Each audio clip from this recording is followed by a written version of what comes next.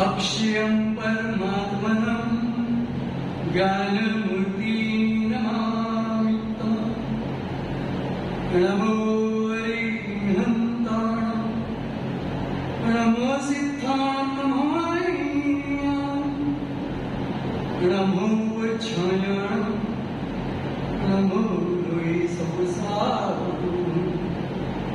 अनंतानंद परमेश्वर भगवान की देवादिदेव श्री आदिनाथ भगवान की देवादिदेव श्री नेमिनाथ भगवान की वर्तमान जिन शासन में महावीर भगवान की परम पूज्य आचार्य कुंदकुंद स्वामी महाराज की परम पूज्य आचार्य आदिसागर महादेव विमल सागर सन्मति सागर महाराज की परम पूज्य आचार्य सुंदर सागर महाराज की परम पूज्य आचार्य विशुद्ध सागर महाराज की नमोस्तु शासन। जिन जिन वाणी सुन लो भैया, जिन वाणी सुन लो भैया, जिन वाणी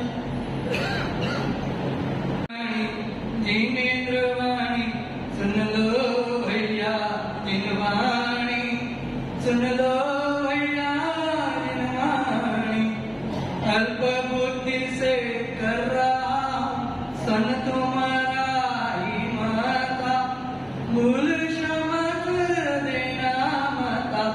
जिन जिन वाणी जिनेन्द्र वाणी सुन लो भैया, जिन वाणी सुन लो भैया, जिन वाणी सुख यदि चाहो तुम ज्ञानी, पर में सुख मत ढूंढो, पर में सुख मत तुम ढूंढो, सुख तो तेरे भीतर ही है। जिन जिन वाणी जिनेन्द्र वाणी सुन लो भैया, जिन वाणी सुन लो भैया, जिन वाणी।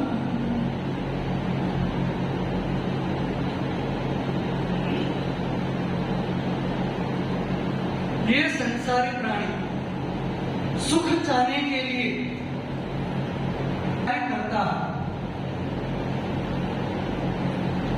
फिर भी उसे सुख की प्राप्ति नहीं होती। जैसे व्यवहारिक जीवन में आप अपने परिवार को सुखी करने के लिए दिन भर व्यापार करते हो। क्या व्यापार करने में पाप नहीं है?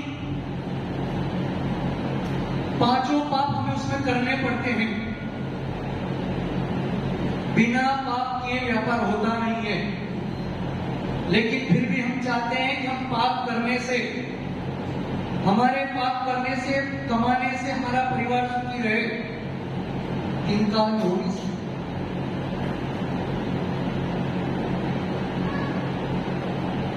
बस आप ऐसे करो, एक दिन 8 दिन के लिए घर पे बिस्तर में सो जाओ। इसमें बिस्तर पे देखो आपकी सासू की बिटिया क्या बोलती है। पता है सासू की बिटिया?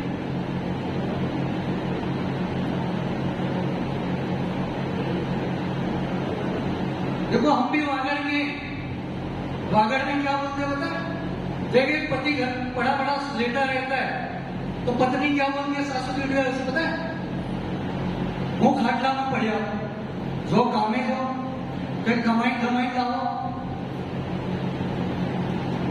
लेकिन ये जीव ऐसा है, हम ऐसे जीव हैं, हमें इतना दुखारा जाता है इस संसार में।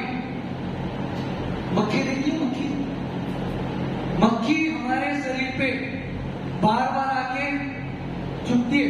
हम जितना उससे दूर हटाते हैं, जितना दूर भगाते हैं, वापस पुनः आती है। वैसे हम हैं, बुरा मतलब हम भी वैसे मक्खी को जिस प्रकार बार बार हटाने से, दूर हटाने से पुनः पुनः वापिस आपके शरीर से चिपकती है, वैसे ही ये आपके जो संबंधी हैं बार बार आपको दुत्कार रहे हैं, लेकिन फिर भी हम उस मक्खी की तरह वापिस इस संसार में डूबना चाहते हैं। भाव ही नहीं बनते हमारे बाहर निकलने के। ये संबंधी कैसे आपको पता है? आपने देखा होगा, रास्ते में कहीं देखा होगा कि एक जिंदे कीड़े को बहुत सारी चींटियां पकड़ के ले जाती है, वो कीड़ा छटपटाता है। वैसे हमारे संबंधी हैं, लेकिन कौन से? जिसको वैराग्य हुआ है उसे संबंधी ऐसे पकड़ पकड़ के नोचते हैं, उसे छूटने नहीं देते घर से।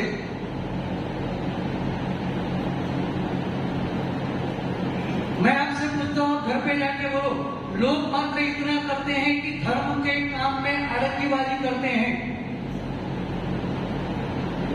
अगर कोई जीव कहे भैया मैं बहुत बड़ा व्यापार करना चाहता हूं और गलत बिजनेस करना चाहता हूं, लोग उसकी सहायता करेंगे।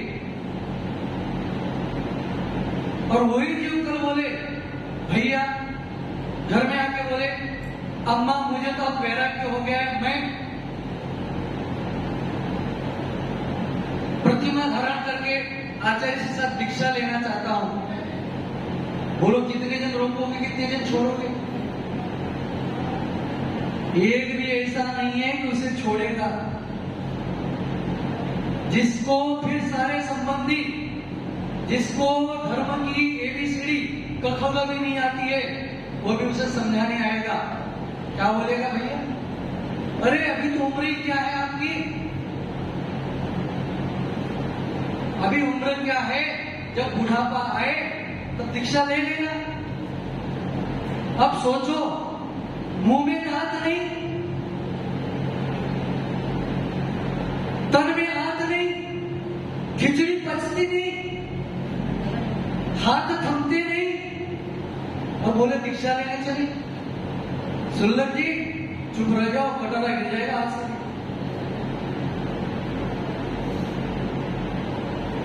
तो ये मत सोचो, जब भी हमें वैराग्य उठे, जब भी भाव बने, आचार्य में यही कहते हैं, जब भी तुम्हारे भाव बने निकल पड़ो, नहीं तो ये तुम्हारे संबंधी उस कीड़े जैसे हैं, चींटियों जैसे नोच नोच के खा लेंगे, लेकिन निकलने नहीं देंगे। ये अनुभव से बता रहा हूं। मैंने भी 50 साल गृहस्थी के निकाले, और मैं कहां बताऊं, उस मायाचारी नगरी से निकला हूं। मायाचारी नगरी कौन सी? कौन सी? जोर से तो बोलो, आवाज ही नहीं आ रही। माया नगरी, जहां से लोग गांव से निकलते हैं और वहां जाके बड़ा बड़ा काम करना चाहते हैं, जिसे बोलते हैं मुंबई नगरी। सोचो, एक जीव मुंबई नगरी से निकल करके इस पद पे बैठ सकता है, तो आप तो बचपन से पूजा पाठ कर रहे हो, आप क्या नहीं कर सकते? लेकिन हमने तो बस याद चाहा है, इस चावल की थाली, इस चावल का थाली इस चावल में डालो, हमारा मोक्ष हो जाए।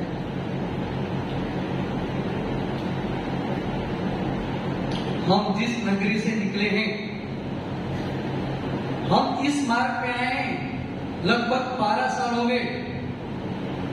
निकलना चाहते थे 2013 में, लेकिन इस सांसारिक दलदल में ऐसे फंसे हुए थे कि निकलना बहुत कठिन था।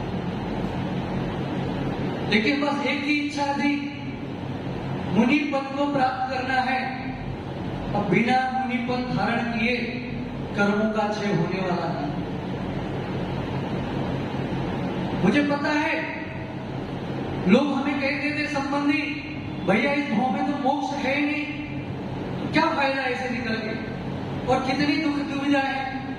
हमने कहा भैया हम अपने बुद्धि से निकलना चाहते हैं, हम किसी के दबाव से निकलना नहीं चाहते। इस मार्ग पे निकलना है तो बुद्धि से निकलो। लेकिन ऐसे बहुत सारे जीव हैं, दीक्षा तो ले लेते हैं लेकिन वो समाज पर हावी हो जाते हैं। समाज पे हावी होने के लिए दीक्षा मत लेना, अपने कर्मों पे हावी होने के लिए दीक्षा लेना।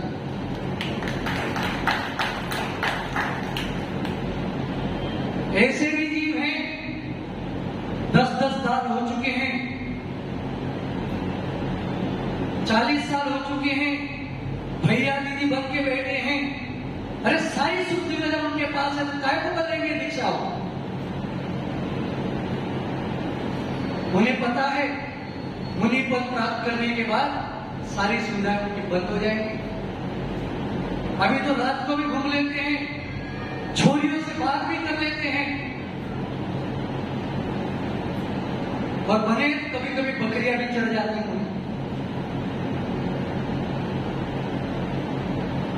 क्या फायदा है? सारी सुविधा मिलने के बाद भी जब भाव नहीं बनते हैं, क्या फायदा इस मोक्ष मार्ग में आने का?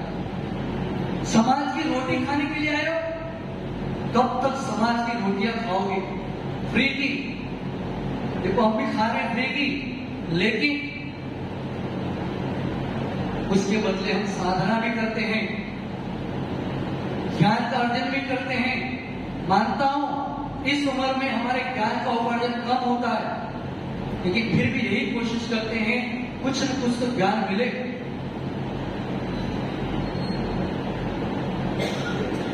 बहुत सारे ऐसे सुल्लभ जी, क्षमा रखना, बहुत सारे ऐसे सुल्लभ जी भी हैं, सुल्लभ दीक्षा लेने के बाद गाड़ियों में घूम रहे हैं, मजे मार रहे हैं। काय को मुनि दीक्षा ले? क्यों खड़े खड़े यार करें? सुख तो उनमें नहीं मिल रहा है। भैया सुख नहीं है,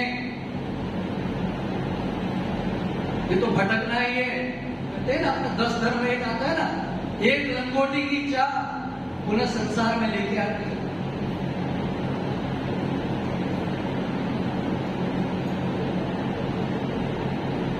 यानी सुख पाने के लिए कुछ तो विचार करना ही पड़ेगा। कुछ कुछ विचार करोगे तो कुछ कुछ पाओगे, सब कुछ विचार करोगे तो सब कुछ पाओगे। और सबके दिन एक से नहीं होते। हम घर से निकले, कैसे निकले हमें पता। यानी कहते हैं धर्म करने वाले के पीछे बहुत सारी अंतराएं आती हैं, लोग निकलने नहीं देते। शायद आज मेरे परिवार वाले भी सुन रहे होंगे, खून के आंसू रो लोगे, क्यों रोका इनको अब तक? काश पहले छोड़ दिया होता, कुछ ज्यादा तपस्या करते तो उनकी कर्मों की ओर नजर होती। इसलिए भैया ये संबंधी ऐसे हैं कि हमें कभी जिंदा छोड़ेंगे। और इस मार्ग में आना है तो घर छोड़ के कभी मत आना। आपको मेरी बातें अलग लग रही होंगी, शांतिलाल जी, इस मार्ग में आना है तो घर छोड़ के कभी मत आना, घर से छूट के आना,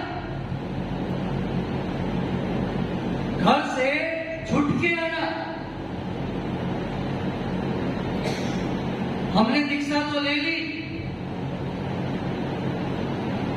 खुद के माता पिता तो छोड़ दिए, धर्म के माता पिता तो रोज फोन लगा रहे हो। क्यों भैया? यानी कहां छूटा तुम्हारा? उनसे छूट के आओ, छूटना ही पड़ेगा। बस प्रीति करो, पर वो नीति और रीति से करो। हम प्रीति करते हैं तो किससे करते हैं? न तो नीति है न रीति है। आचार्य से एक बार कह रहे थे अगर नई बहू है तो उसे सोचना चाहिए कि मैं जिस घर में आई हूं उसकी नीति क्या है, उसकी रीति क्या है। ऐसे मत करना बेटा कि यहाँ के जो तुम्हारे घर में परिवार में चल रहा था वहां जाकर तुम चलाने लगे जाओ, तो तुम्हारे संबंध बिगड़ जाएंगे। पहले देखो कि वहां की रीति क्या है, वहां की नीति क्या है, फिर उस नीति से चलो।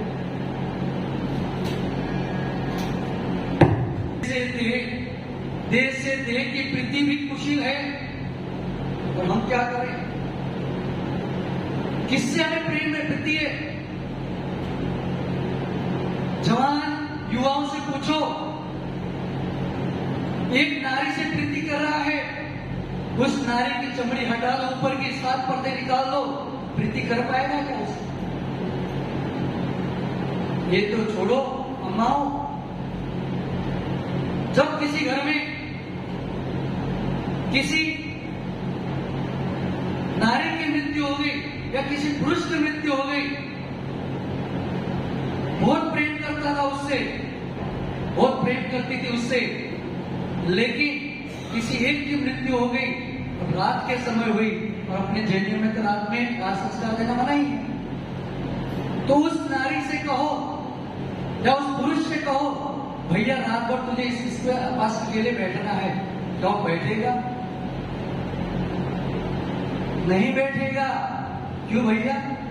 तुझे तो बहुत प्रीति थी इससे। तो क्या सोचता है, अरे बला टली, कहीं भूत बन के वापिस आ गई तो पूरी जिंदगी सताएगी, इस तरह के लिए नहीं बैठ। तो किससे संबंध बनाए हुए हो? इस शरीर से संबंध है हमारा, देह से देह का संबंध है, देहाती से देहाती की आत्मीयता ही सील है, यानी देही से देही का संबंध ही सील है।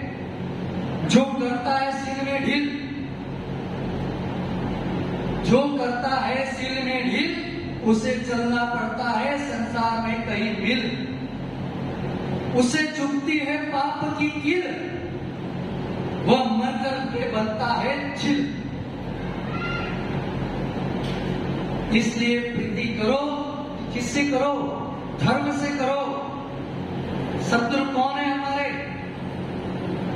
जो कर्म है, 8 कर्म, वो हमारे शत्रु हैं। लेकिन प्रीति किससे? हमारी कर्मों से ही ज्यादा है।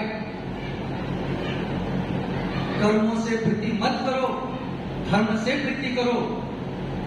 कोई होता है धर्म में गुप्त, धर्म में गुप्त मत बनो, कर्मों के गुप्त बन जाओ। कर्मों के गुप्त बनना ही पड़ेगा।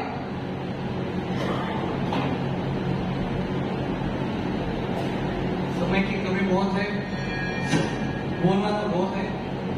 कौन जाने, अंत में बस ये आचार्य को भी सुनना हमें, कौन जाने किस जगह पर जिंदगी ये लुट जाएगी। पता है, यहां से तुम, यहां से बाहर तो छोड़ो, यहां बैठे बैठे भी तुम लुढ़क सकते हो। भरोसा है? अपने जिंदगी के संवारने के लिए हम क्या निकालते हैं? LIC, जीवन की सुरक्षा, LIC का भरोसा। सबकी LIC होगी, ये सब फेल है, ये सब यहां तक ही रहेगी। LIC करनी है, यहां आके करो, ये पक्की LIC है, ये मोक्ष मार्ग पर चलकर आपको मोक्ष तक ले ही जाएगी।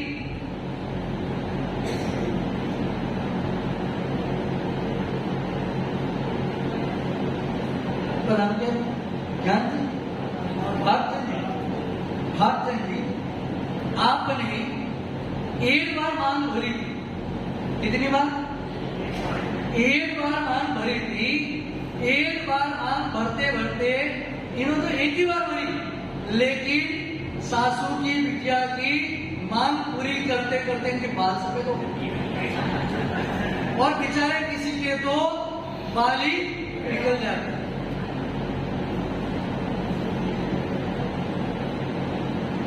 तो इसलिए जितने युवा, तो सारे भी एक ही युवा बैठा है, माइका लाल। इसलिए बेटा मांग सोच समझ के भरना। अगर तुझे मांग पूरी करनी आती हो तो मांग भरना। कौन जाने किस जगह पर जिंदगी ये लुट जाएगी, श्वास का क्या भरोसा, कब किधर रुक जाएगी। मौत का ना कुछ ठिकाना, कब कहां आ जाएगी। यह घड़ी जो जा रही है फिर कब नहीं आएगी। क्या ये घड़ी वापस आएगी? आप बचपन में घुटनों के बल चलते थे, जवान हुए, कॉलेज गए, लड़कियों से मस्ती की। अब क्या कर पाओगे? घुटनों के बल चल पाओगे? यानी हमारी जो निकल रही है घड़ी वो पुनः लौट के आने वाली नहीं है, समझना ही पड़ेगा। आखिर में यही है, अगर शांति चाहते हो, शांति चाहते हो तो छोड़ना पड़ेगा। शांति छोड़ने से मिलती है और जोड़ने से अशांति मिलती है। अब करना आपको है कि छोड़ना है कि जोड़ना है। ओम नमः सिद्धेवी। आत्मा स्वभाव परभाव भिन्नम, आत्मा स्वभाव परभाव भिन्नम। आत्मा का स्वभाव परभाव से भिन्न। बोलो